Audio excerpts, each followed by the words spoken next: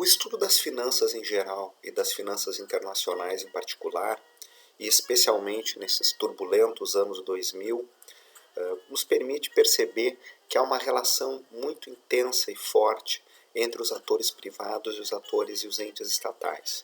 Especialmente em momentos de crise, essas relações ficam ainda mais explícitas quando os governos, para evitar uma derrocada das suas moedas e dos seus sistemas financeiros, intervêm fortemente nos mercados financeiros. Isso afasta, na nossa perspectiva, a ideia simplista de que os mercados são autorreguláveis e de que eles conseguem permanentemente estar em equilíbrio. Mas isso é objeto de intensa polêmica, nós sabemos, e nós vamos tratar de explicitar e demarcar essas polêmicas, mostrar as distintas perspectivas e posicionar a nossa perspectiva analítica em meio a essas discussões. O período recente, ele revela várias características peculiares, né, em termos de intensidade, ainda que não peculiares em termos de dinâmica. Uma delas é, se nós observarmos, esses são dados do Bank for International Settlements, a evolução dos mercados emergentes, né, não somente eles, mas de um modo geral todos os países, os níveis de endividamento vêm crescendo fortemente nos últimos anos. Dívidas de empresas, dívidas de famílias e dívidas de governos. O que este gráfico mostra ou procura enfatizar é a expansão do ponto de vista dos países emergentes em desenvolvimento, né, tanto do que se refere ao crédito para o setor privado, não financeiro, empresas e famílias, quanto para governos, é o forte crescimento do endividamento em moeda estrangeira.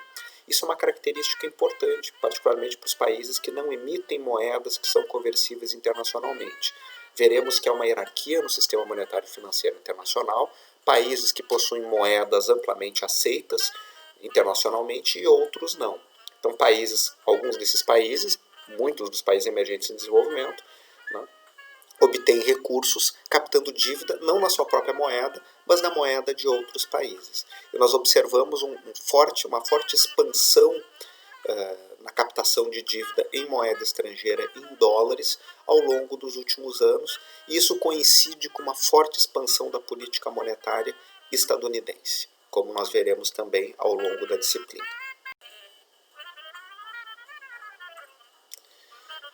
É sempre interessante analisar o relato, a experiência de quem formula essas políticas.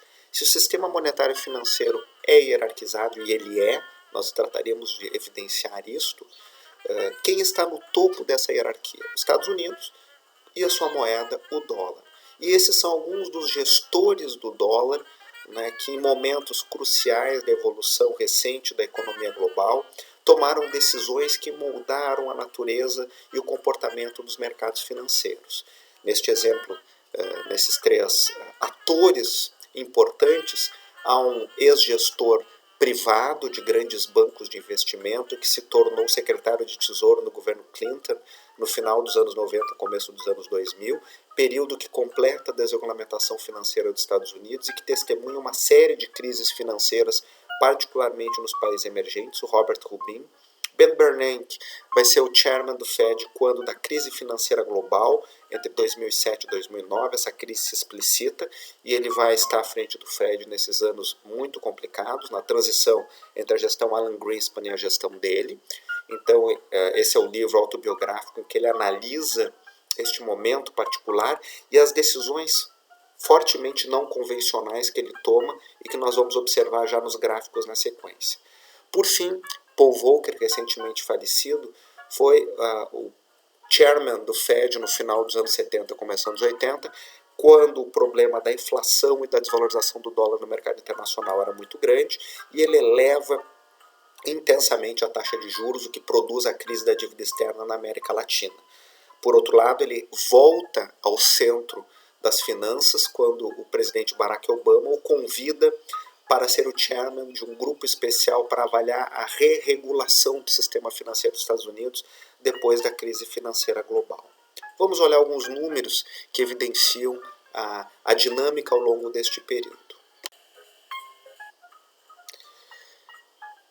Estes gráficos, o painel esquerdo e direito, que vocês podem obter atualizadamente naquele link do iardene.com, que registra mensalmente vários indicadores financeiros, são dados públicos disponíveis, por isso estão aqui na nossa apresentação, com a devida referência, mostram a evolução do balanço dos bancos centrais. O que isso está mostrando? No balanço de Banco Central, de um lado eu tenho o passivo monetário, a criação de moeda, da base monetária, que é multiplicada depois, e de outro lado eu observo aonde o Banco Central, quais são os seus ativos. Há uma correspondência entre os dois. Vocês podem observar no gráfico da esquerda uma enorme expansão, medindo em dólares, do balanço dos principais bancos centrais do mundo, depois da crise financeira global de 2007 e 2009 e novamente agora após a pandemia. O balanço dos bancos centrais estava estabilizando e voltaram a crescer. Se vocês olharem o gráfico direito, vocês vão ver que o balanço dos bancos centrais em conjunto representavam os ativos da ordem de 5 trilhões de dólares lá em 2007, antes da crise financeira, e chegaram perto de 20 trilhões de dólares em 2017 e vinham diminuindo, por uma mudança na estratégia do quantitative easing, particularmente nos Estados Unidos.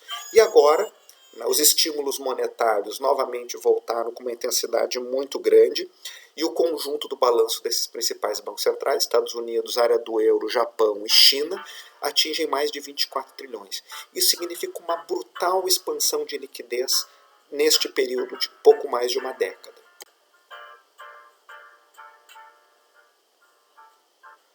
Aqui nós vemos os mesmos dados com proporção do PIB. Chama atenção o Banco Central do Japão, cujos ativos do seu Banco Central excedem a 100% do PIB.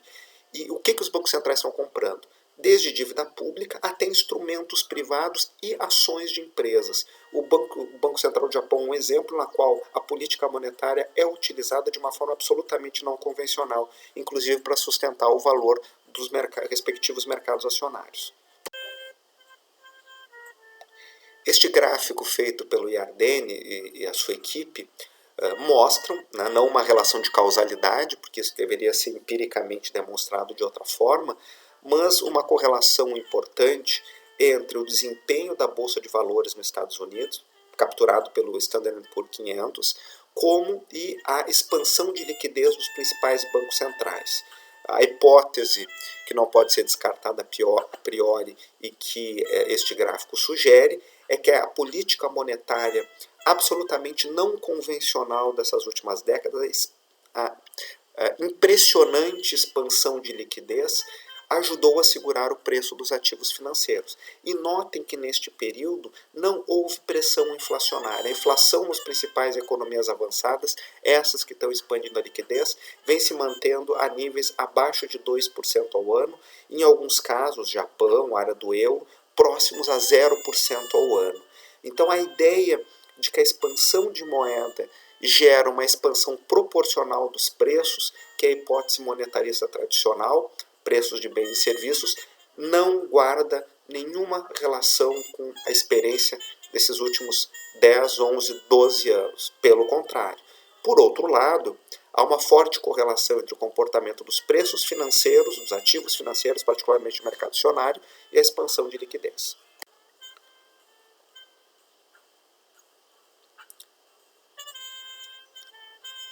Aqui nós vemos que depois do choque de juros do Paul Volcker no final dos anos 70, começo dos anos 80, a tendência foi de queda da taxa de juros e que da crise financeira para cá nós vivemos um período excepcional de taxas de juros muito baixas, próximas a zero, durante quase uma década. A partir de 2014 e 2015 houve uma, entre aspas, normalização da política monetária, com a taxa básica de juros dos Estados Unidos subindo novamente a pouco mais de 2%, e agora com a pandemia, novamente uma taxa que vai para próximo de zero. Lembrando sempre que há muitas taxas de juros numa economia, essa é a taxa básica de juros. As expectativas com respeito ao futuro das taxas de juros nos Estados Unidos também revelam um comportamento de taxas muito baixas, tanto para os contratos mais curtos quanto para contratos de um ano. A ideia nesse momento, isso é começo de julho, os investidores estão observando o futuro e permanecem acreditando, né, nessa excepcionalidade de taxas muito baixas, próximas a zero, para o futuro próximo. Aqui nós estamos olhando uma outra realidade, que não são as taxas de curto prazo, mas as taxas longas dos títulos de dívida.